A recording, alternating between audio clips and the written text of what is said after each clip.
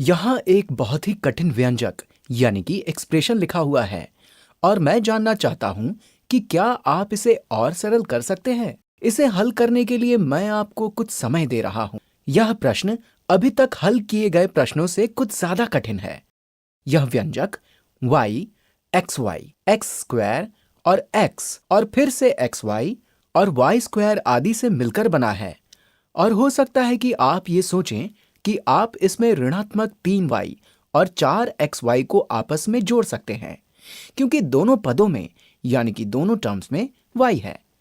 लेकिन आपको ये समझना जरूरी है कि y और xy में कोई समानता नहीं है।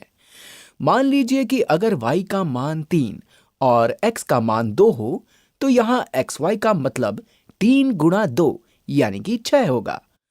और इसी तरह y और y स्क्वायर के मान में भी कोई समानता नहीं है क्योंकि y का मान 3 होने पर y स्क्वायर का मान 9 होगा।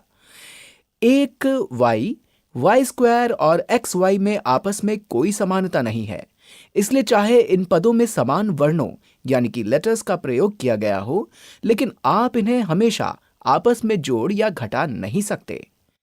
तो आइए अब दिए गए व्यंजक को सरल कर लेते हैं। सबसे पहले हम y पदों को एक साथ लिख लेते हैं। यहां पर ऋणात्मक 3y है और यहां पर 2y है। तो अब हम क्रम बदलकर y पदों को पहले लिख लेते हैं। यह हो जाएगा ऋणात्मक 3y जमा 2y। हम यहां अपनी इच्छा के अनुसार क्रम बदल रहे हैं। अब यहां पर अगला पद एक xy है, इसलिए अब हम xy पदों को एक साथ लिख लेते हैं। यहां पर एक धनात्मक 4xy है और यहां पर एक ऋणात्मक 4xy भी है। और अब हम x स्क्वायर पदों को एक साथ लिख लेते हैं।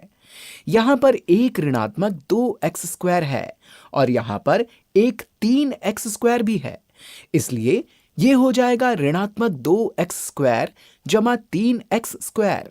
और इसके बाद यहां पर एक x पद यानी कि टर्म है और ऐसा लगता है कि यहां पर केवल यही x पद है, इसलिए यह हो जाएगा जमा 2x और इसके बाद एक y स्क्वायर है।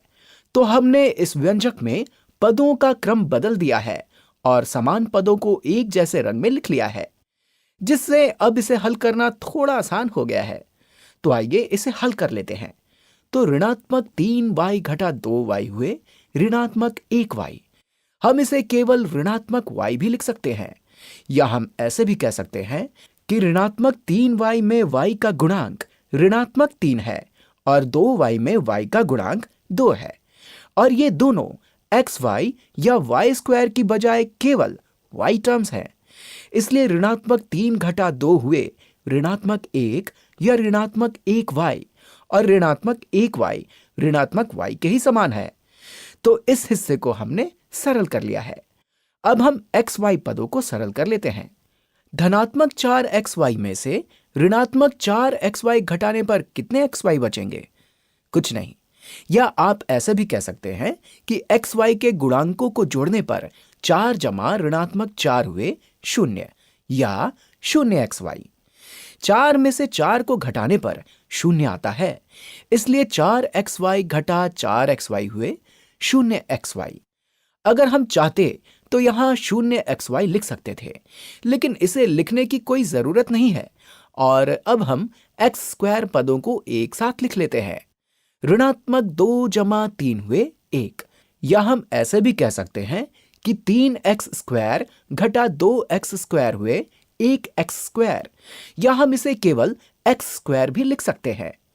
1x स्क्वायर x स्क्वायर के ही समान है, इसलिए यह हो जाएगा जमा x स्क्वायर।